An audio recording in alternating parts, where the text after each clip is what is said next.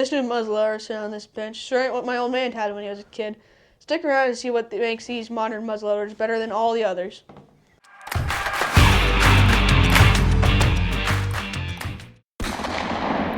Hey folks, welcome back to the channel. So as this young whippersnapper here, Lee, was telling you, obviously a lot of things have changed in the muzzleloading industry since I got into it. So just for some perspective, this is my muzzleloader, a Thompson Center Omega in 50 caliber. I bought this rifle in 2006 and started hunting with it. Just in the past few years is when I added a scope to it. But prior to that, all the hunting I did was just with iron sights on there. I actually took a really nice buck the first year in 2007 using this rifle and iron sights. So it still gets the job done for me, young man. But on that note too, so Lee just got this new rifle, but this is what he has been using up to this point. Obviously, he's grown up a lot in the past few years. So for Christmas a number of years ago, we got him this Thompson Center Impact 50 caliber muzzle loader, but obviously it's a really short rifle. It's got a short length of pull on that buttstock, so it's really intended for youth shooters. So this has served him very well over the past few years. But now that he's getting bigger, has some cash in the bank, he thinks it's time to upgrade and buy a new rifle. So let's take a look at this new CVA Accura we got on the bench here. So this is the MR-X model, which stands for Mountain Rifle Extreme. CVA also has the LR-X, which is Long Range Extreme. This particular rifle is in 45 caliber, which we'll get into more details in a little bit here. But the MR-X rifle has a little bit shorter overall length, so it works good for blind hunting or spot and stock type hunts there. So let's zoom in on the rifle and cover a few more of the features in more detail here. So starting at the back of the rifle, we've got this crush zone recoil pad, and then this does have the soft touch camo stock in Realtree. Also on this rifle, you'll notice that it's got the adjustable comb cheek piece, which works really well for a rifle with a scope, so we can raise this up and get Lee's cheek and line of sight dialed right in down on the scope there. So nice feature on that. As we move forward here too, you'll notice we've got some nice black rubberized grips. It goes well with that soft touch camo stock. And then up here on top with the hammer, we've got a spur on the side of the hammer, which is also reversible. We can move that to the other side. And then as we drop down here to the trigger, we've got a spur off the back of the trigger guard there, and that's actually to actuate the brake action on this inline muzzle loader, which we'll show here in a second. But the trigger itself is an adjustable trigger. We did just put the trigger scale on it and did a few test pulls, and it breaks pretty consistently, right around 2 pounds 9 ounces out of the box. So with that, I'll turn it over to Lee and he'll talk about some of the features of the barrel and the forward part of the rifle. Comes with a scope rail. It is a 26-inch stainless steel sniper gray Cerakoted Bagara barrel. It has a 1:22 twist rate. It is also fluted, and the barrel comes with a threaded barrel, so you can put a muzzle brake on there.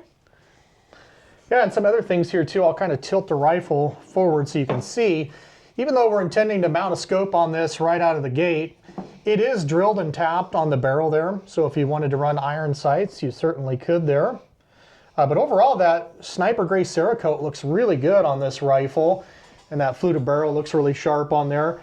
So I'll kind of quickly show you here too. So it does have studs for a sling here. So we've got one down here, and then we've actually got 2 on the top side. So if you wanted to run a bipod in addition to your sling, you certainly could. It did come with a Quake rubber sling right in the kit from the factory as well. But the action on this works really slick. You just kind of grab a hold of that spur on the trigger guard and squeeze down, and then that breaks open the action. So it's a really smooth break open action there.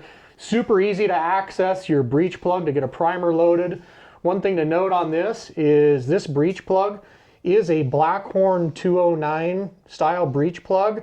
So if you want to use any of that modern propellant like the Blackhorn 209, obviously they recommend using a breech plug that works with that. So nice thing about this CVA Accura MR-X is it comes with that breech plug from the factory. So with that, I'll hand it over to Lee and he'll kind of show you how the rifle breaks down and comes apart there. So on the bottom of the forearm, there's this little lever. If you pull out on it, the forearm comes completely off. And if you, the same lever that you do to open the breech plug, you pull on that, it opens up, and it comes completely off. It's very easy and great for like traveling or whatever you're doing. It's going to make it super easy to clean that barrel too, so you can get in there and clean it really well. So it goes back together just as easy, huh, Lee? Yep. If you wiggle that in there, then pull the breech plug handle open, then close it, it's locked in there. And then the forearms, same way, click and then push and it right in. snaps on. So great rifle for you there. So as we continue ahead here, we'll kind of talk. So obviously we're looking to put a scope on this. So we ended up getting this Leupold VX-Freedom. So it's a 3 to 9 power by 40 millimeter objective scope.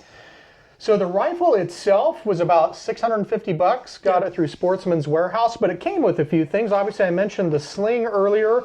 It did come with some scope rings. They didn't advertise this at all. We weren't expecting the rifle to come with scope rings. However, though, this particular Leupold scope doesn't fit these scope rings. These are about 1.25 inches. So we had to pick up these Leupold BackCountry scope rings, which is the 1-inch medium base.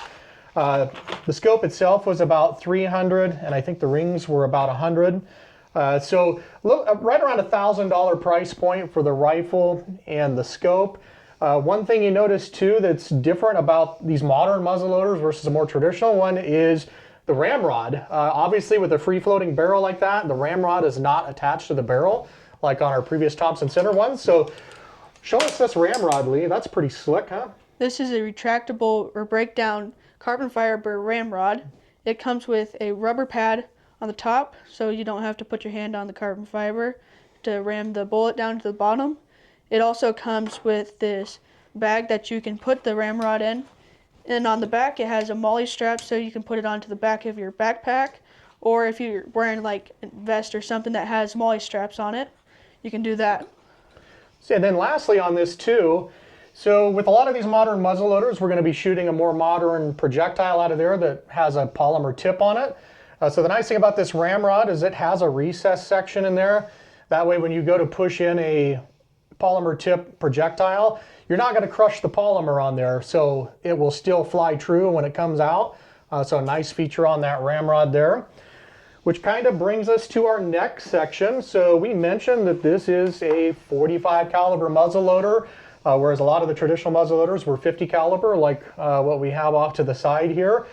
So as we started, figuring out what Lee wanted to go with on this, chose the 45 caliber.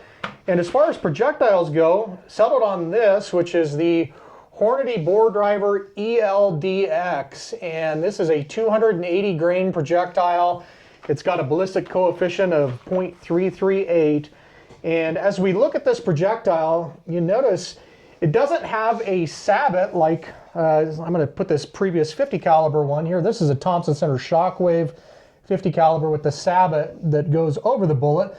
But this one has a polymer base that's already attached to the projectile, as well as that polymer tip. But you'll notice right away that that elongated bullet is so much more ballistically efficient than these previous versions of muzzleloader projectiles there. So it's a really stretched out bullet, stabilizes well once it's headed down range.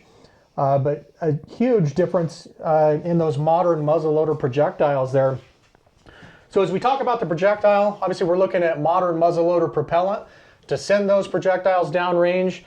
And that's where we're looking at this Blackhorn 209 propellant. This is kind of the modern muzzleloader powder. So like back 15, 20 years ago and still today, out of my muzzleloader, I've always been shooting these 777 pellets, which are super easy. You can just drop a couple pellets in for 100 grains of powder. But this Blackhorn 209 is a much more advanced propellant. It's going to get us higher muzzle velocities, and it's going to work exceedingly well with a modern projectile like that. One thing on this powder though, it is kind of expensive. It's a little spendy. So this 8-ounce keg of powder is $90. And don't be fooled, even though it looks like that size, it's only about half full, and that's your 8 ounces. So it's a little bit pricey, but it's a super advanced propellant that works well in these modern muzzleloaders. And then lastly, kind of the last part of that equation is the primer. And with this Blackhorn 209 propellant, they actually recommend running like a Magnum primer rather than a standard 209 shot shell primer. So for instance, CCI makes a 209M or 209 Magnum primer, which is kind of the best one out there to run with this. Federal also makes a 209A primer. The downside is they're really hard to find right now, which is why we don't have any on the bench today. We've been shopping for those for about 4 to 6 weeks and waiting for some to come in stock, but none have yet. So alas, we wait for the primers, but we've got some time before muzzleloader season gets here. So in the coming weeks, you know, we'll mount the scope on this and then hopefully find some primers so we can get some range time with Lee on his new CVA Accura MR-X. And again, really anxious to see how that 45 caliber works, especially with the Hornady ELD-X projectile there. But I think this will be a good muzzleloader for you for a lot of years here, Lee. I think it's going to be really accurate, and with, you know, with a lot of the hunting we do out of the blinds, this is going to be a really good setup for you. So anxious to see how it works. Yeah, me too. So with that, that's the conclusion of our video. Stay tuned to Husker Hunting for more. Hopefully before too long, you'll see us on the range with the scope mounted on this and Lee getting dialed in. Thanks for watching.